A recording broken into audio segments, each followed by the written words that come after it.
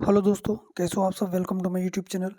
दोस्तों, 13 जनवरी को जो लास्ट शिफ्ट यानी कि फोर्थ शिफ्ट का जो एग्ज़ाम हुआ है एसएससी जीडी का, उसका अभी हम लोग क्वेश्चन करने वाले हैं। तो चलिए वीडियो को शुरू करते हैं। देखिए, पहला क्वेश्चन जो है पूछा गया था कि निम्न में से किस देश का सीमा उत्तर प्रदेश के साथ लगती है। ठीक है, या फिर ऐसा पूछा गया होगा कि उत्तर प्रदेश का जो सीमा है किस देश के साथ साझा करता है। तो इसका आंसर हो जाएगा जो ऑप्शन में दिया था, नेपाल।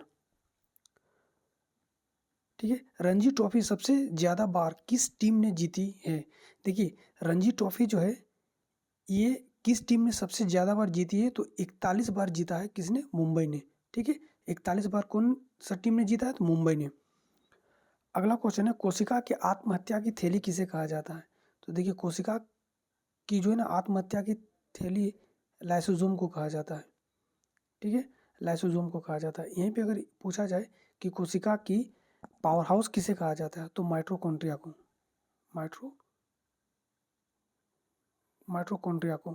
और अगर इसे ही कोशिका का किचन भी कहा जाता है। ठीक है, पावर हाउस भी इसी को बोला जाता है और कोशिका का किचन भी इसी को बोला जाता है, माइटोकॉन्ड्रिया को। अगला क्वेश्चन है कि निम्न में से कौन सा गोवा का एक लोक नृत्य है। तो देखिए, गोवा का लोक नृत्य कई सारे हैं। ठीक है, जैसे कि द डेलो, दिवाली नाच, घोड़े मोदनी, गोफ, मांडो, जोगर इत्यादि। ठीक है, लेकिन आपका जो शायद ऑप्शन में दिया गया था ये था फुगड़ी। फुगड़ी भी गोवा का एक लोक नृत्य है। ठीक है, अगला क्वेश्चन जो है वो पूछा गया था कि संविधान संशोधन के तहत 6 से 14 वर्ष के बच्चों को निशुल्क शिक्षा का प्रावधान है। ठीक है, निशुल्क जो है राज्य जो है उसको निशुल्क शिक्षा दिया जाएगा। तो ये 86वां संविधान संशोधन। ठीक है, अनुच्छेद अगर पूछा जाए तो अनुच्छेद 21 में इसको रखा गया है। और ये किस संविधान संशोधन के द्वारा हुआ था? 86वां संविधान संशोधन के द्वारा 6 से लेकर के 14 वर्ष के सभी बच्चों को राज्य को शिक्षा यानी कि जो प्रारंभिक शिक्षा है वो देना अनिवार्य है। ठीक है,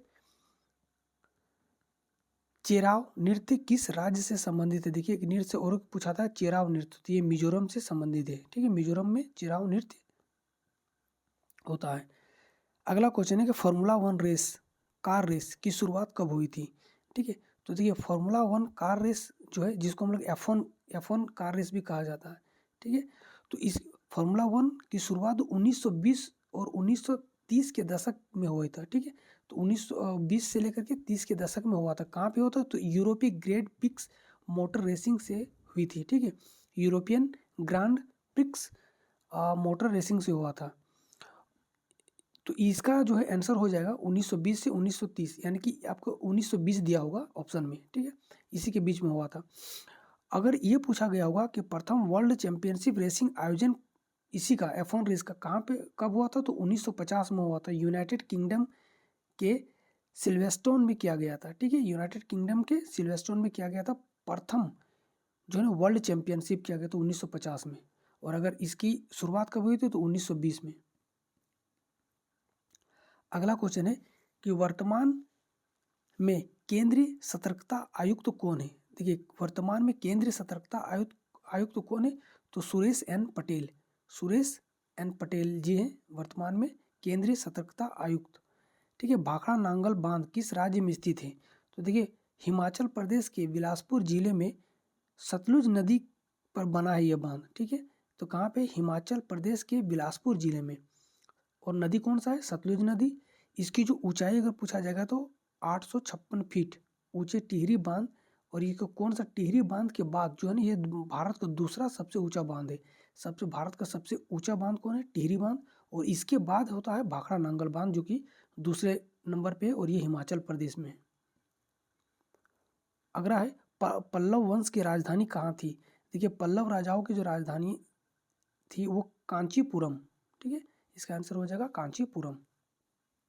अगला क्वेश्चन है तारामंडल अर्शा माइनर। ठीक है, अर्शा माइनर को अन्य किस नाम से भी जाना जाता है। तो अर्शा माइनर को लिटिल बियर या फिर छोटा भालू के नाम से जाना जाता है। ठीक है, लिटिल बियर।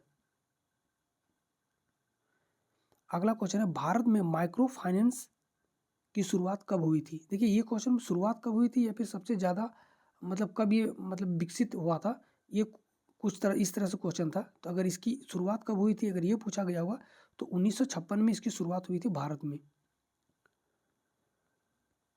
अगला क्वेश्चन है जिंक को जिंक सल्फेट में कौन बदलता है। देखिए जिंक को जिंक सल्फेट में कौन बदलता है, जब जिंक की अधिक अभिक्रियाशीलता के कारण कॉपर सल्फेट के विलयन में जिंक मिलाया जाता है तो कॉपर को जिंक से बदल दिया जाता है और जिंक सल्फेट बना दिया जाता है।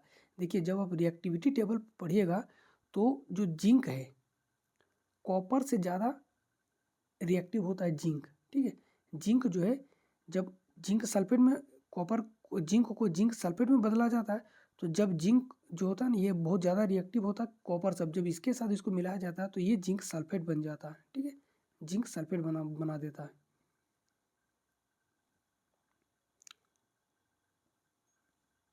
अगला क्वेश्चन है वर्तमान में SBI state bank of India के अध्यक्ष कौन है।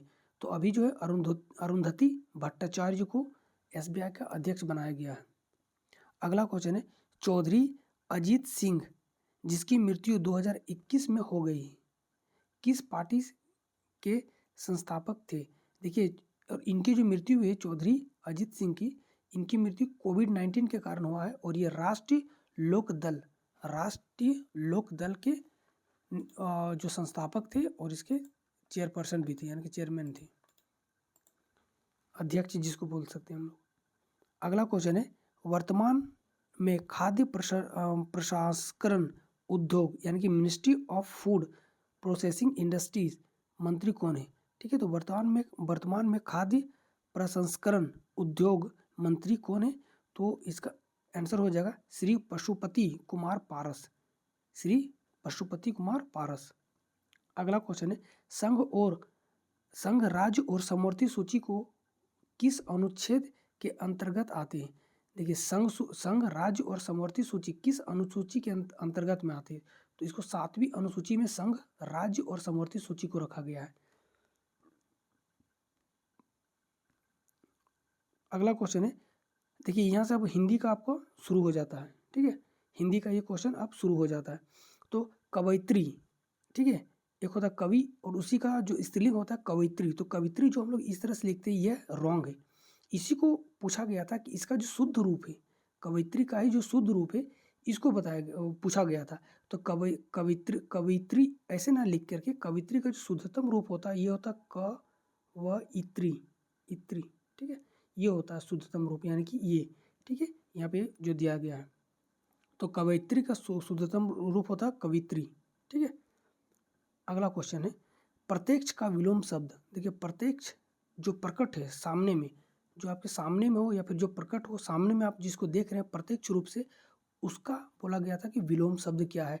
इसका होता है परोक्ष, ठीक है, परोक्ष जो सामने में ना हो या फिर, ठीक है। तो आगे चलते हैं, नाव का पर्यायवाची शब्द पूछा गया था। तो नाव का पर्यायवाची शब्द क्या हो जाएगा, नौका, डोंगी, तरनी, वाट, पोत, वन वाहनी, तरनी, जलियान, तरंत, बेड़ा, पनसुइया, नावर, वहित्र, तारिका, तरी, जलवाहन, उड़न। इस तरह से ये बहुत सारा है, आप लोग देख लीजिए। इससे भी ज़्यादा होता है नाव का पर्यायवाची शब्द। तो ये आप लोग को बताना है कि इसमें से आपको ऑप्शन में कौन सा था। अगला क्वेश्चन है घोड़े बेचकर सोना मुहावरे का अर्थ क्या है, ठीक है। या फिर इस तरह से भी क्वेश्चन पूछा जा सकता है कि निश्चित होना, इसका मुहावरा क्या हो सकता है। तो इसका हो जाएगा घोड़े बेच के सोने, मुहावरे का जो है क्या हो जाएगा, निश्चिंत होना। मतलब घोड़े बेच कर सोना मतलब निश्चिंत हो जाना, ठीक है गाइस। तो ये आज का आखिरी क्वेश्चन था। और वीडियो कैसा लगा आप लोग जरूर बताइएगा। और वीडियो देखने के लिए थैंक यू। तब तक के लिए जय हिंद, जय भारत।